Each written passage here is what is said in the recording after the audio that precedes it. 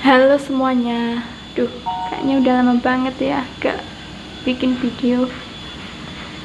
Nah, langsung aja ya. Video kali ini aku mau bahas habit atau things that I give up for my better health, better environment, and better financial tentunya.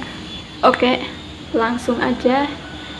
Hal pertama yang aku substitute atau yang aku udah mengurangi atau tidak membeli sama sekali atau tidak mengkonsumsi sama sekali yaitu adalah palm oil atau minyak sawit atau minyak sayur yang biasa kalian pakai sehari-hari itu. Dan sebagai gantinya aku sekarang pakai coconut oil atau minyak kelapa. Nah, kenapa aku ganti minyak kelapa sawit dengan minyak kelapa? Karena yang pertama adalah tentunya masalah kesehatan. Minyak kelapa lebih sehat daripada minyak sawit ya. Nah, dari segi environment tentu saja minyak kelapa jauh lebih ramah lingkungan daripada minyak kelapa sawit. Salah satu penyebab kebakaran hutan atau pembakaran hutan adalah semakin meluasnya, semakin banyaknya perkebunan kelapa sawit. Dan selain dia merusak hutan, untuk menanam aja udah merusak hutan, dan juga untuk dia itu juga mengambil nutrisi tanah secara terus-menerus, dan itu unsur haranya itu atau kondisi tanahnya juga itu sulit juga untuk diperbaiki secara alamiah, diperbaiki oleh alam daripada tanaman-tanaman lain. Jadi aku substitute ke minyak kelapa. Kalau masalah harga memang minyak kelapa lebih mahal sih. Yang kedua adalah dairy milk. Aku ganti atau aku substitusi dengan plant milk. Plant milk bisa apa aja ya, dari mulai yang paling murah, yang paling affordable itu susu kedelai, dan kemudian baru-baru ini aku nyoba cashew milk. Itu juga enak banget sih, meskipun itu aku bikin sendiri ya, bikin from scratch, bikin dari nol ya. Kenapa aku ganti susu sapi? Karena yang pertama, aku minum susu sapi, terus itu susu sapi yang kemasan itu loh, yang sudah ada di swalayan itu, susu cair ya, tapi itu terus lama-lama itu bikin pengeluaranku semakin membludak. Jadi aku ganti alternatif dengan aku beli ke peternak, langsung beli susu segar yang benar-benar habis diperah, terus langsung aku beli, aku bawa pulang, aku rebus sendiri, aku konsumsi. Tapi perutku itu intoleran sama laktosanya, jadi aku jadi diare.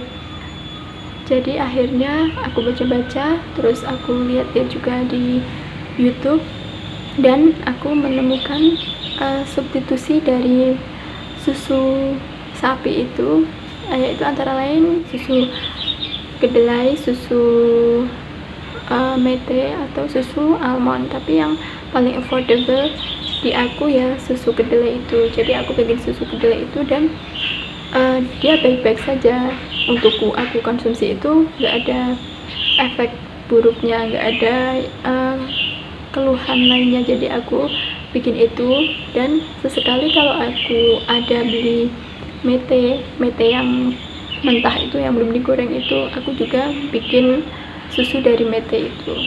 Dan satu lagi tentunya dia susu nabati itu lebih murah, tergantung tempatnya sih. Kalau di aku susu nabati yang paling murah dan paling mudah didapat adalah susu kedelai. Itu kamu mau bikin sendiri ataupun kamu mau beli dari swalayan sampai di warung-warung pinggir jalan, warung-warung kaki lima itu ada menyediakan susu kedelai. Yang ketiga adalah aku menyubstitusi atau mengganti grocery bag yang biasanya aku tiap belanja kan nggak perlu bawa apa-apa, udah langsung dikasih plastik atau kresek ya. Itu aku ganti dengan aku bawa grocery bag sendiri. Aku sampai saat ini belum beli sih grocery bagnya, jadi aku pakai tas-tas yang udah ada aja. Biasanya dari Selamatan, aku waktu itu dapet yang lumayan kuat, yang lumayan kokoh, itu aku pakai untuk grocery shop. Jadi itu di tasku selalu ada, di motor ada, di mobil ada. Jadi kapanpun kalau aku butuh belanja, aku tinggal bawa itu, dan setelah itu aku cuci, lalu aku lipat lagi dan aku bawa lagi. Pokoknya jadi sewaktu-waktu aku butuh belanja tuh nggak perlu aku nyampah plastik lagi, minimal mengurangi lah. Dengan menyubstitusi itu aku jadi lebih mindful tentang sampah yang aku hasilkan dari penggunaan plastik ya tuh. Apalagi baru-baru ini sampah plastik itu menjadi masalah global yang luar biasa. Jadi aku sebisa mungkin membantu sedikit-sedikit lah dengan mengurangi penggunaan disposable shopping bag. Apa sih sejarahnya yang bikin aku itu jadi mengganti atau sudah give up disposable grocery bag? Itu dimulai kapan ya, sekitar 3 tahun yang lalu mungkin ya.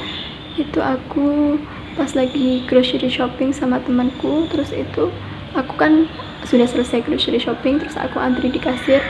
Itu aku melihat bapak-bapak di depan antrianku, bukan ya, udah lebih dari parubaya lah bapak-bapak itu dia bawa kantong belanja sendiri. Jadi mulai dari saat itu aku tuh mikir, ya ampun, itu bapak-bapak udah tua aja begitu pedulinya sama lingkungan, kenapa aku yang masih muda gak kepikiran sampai sedetil itu untuk membantu menyelamatkan lingkungan kita. Jadi aku mulai dari itu menjadi titik balikku lah untuk mulai lebih mindful dalam menggunakan kantong plastik, atau sebisa mungkin reduce penggunaan plastik sekali pakai di keseharianku.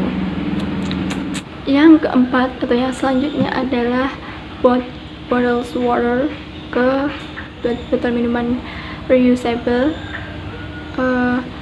dan aku bawa air minum sendiri kemanapun.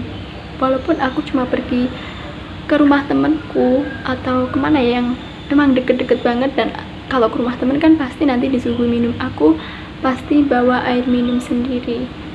Tuh kenapa? Soalnya kebanyakan kan juga mereka menyuguhi kita itu dengan mineral yang gelasan itu, yang plastik itu kan jadi sama aja. Aku mending bawa air minum sendiri dan aku tidak nyampah lagi. Nah, selain air putih itu, air mineral itu, aku entah ya kenapa ya, dari dulu itu aku sama sekali nggak tertarik buat minum minuman kemasan yang manis-manis kayak teh manis atau jus buah atau soda kayak gitu tuh. Aku memang I'm not that person that buy them, that regularly consume them. Aku lebih mending kalaupun aku jajan minuman aku mending yang juga pakai cup sekali pakai atau gelas sekali pakai atau botol sekali pakai. Aku mending beli jus segar yang dibikin saat itu juga, dan aku tahu proses bikinnya. Dan semakin kesini aku mending bikin sendiri semua minuman itu, karena kalau dulu kan aku masih ngekos ya, jadi kitchen equipment juga terbatas, jadi aku ya beli itu sih solusinya, dan itu pun juga sesekali. Kalau sekarang aku udah menetap, aku tinggal di rumah lagi, aku jadi mending bikin sendiri. Atau kalau enggak, solusinya kalau aku mau jajan itu aku makan di tempat atau minum di tempat, enggak take away. Jadi kan beberapa kafe kalau makan di tempat itu kan pakai gelas biasa, gelas kaca itu ya. Kalau yang di kaki lima, entah itu mau kamu bawa pulang atau kamu nikmati di situ, itu kamu tetap pakai cup plastik itu ya. Kalau di restoran atau di kafe-kafe kan nggak kayak gitu. Jadi sekali lagi ya, lebih mindful lah.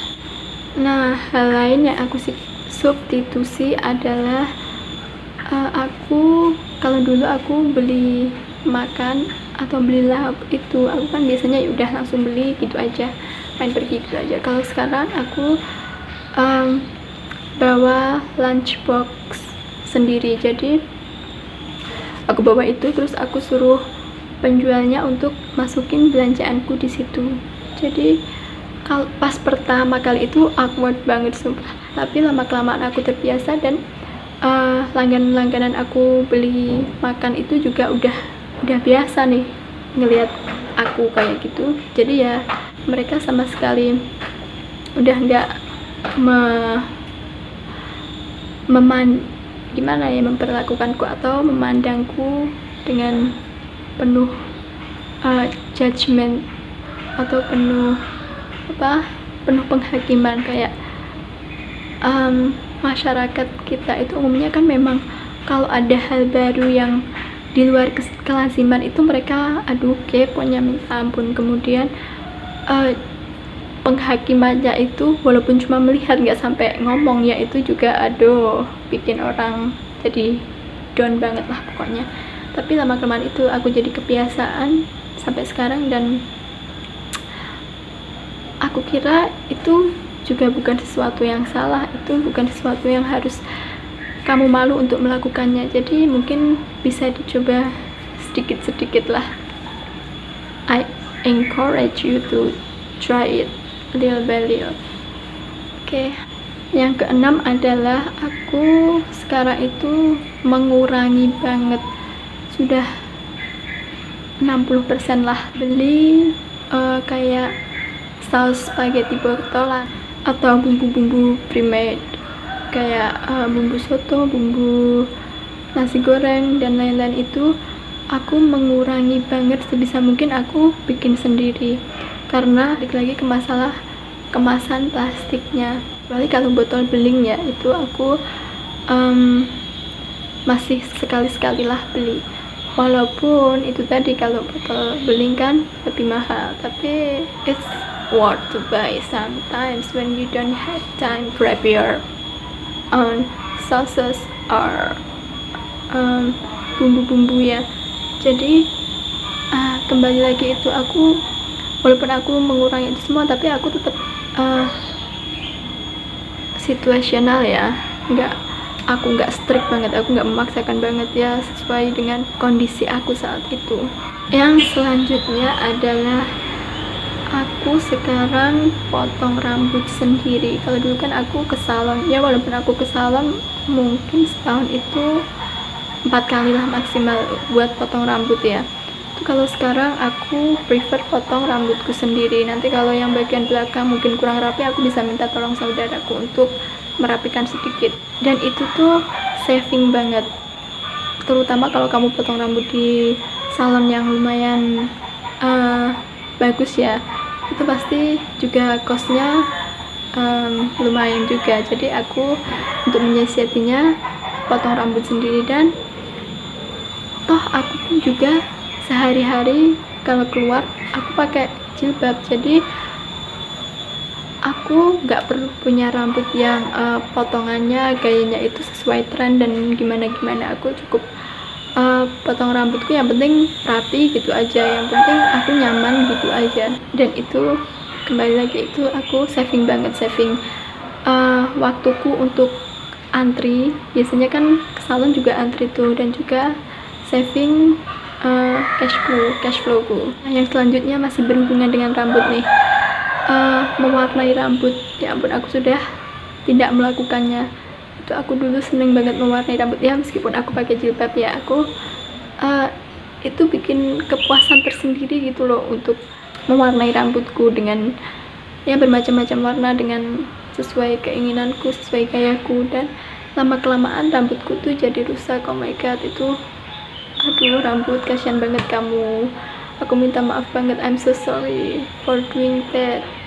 subscribe to you. Dan sekarang aku mencoba untuk sama sekali tidak mewarnai rambut aku, apapun alasannya, karena itu it's worse for my hair.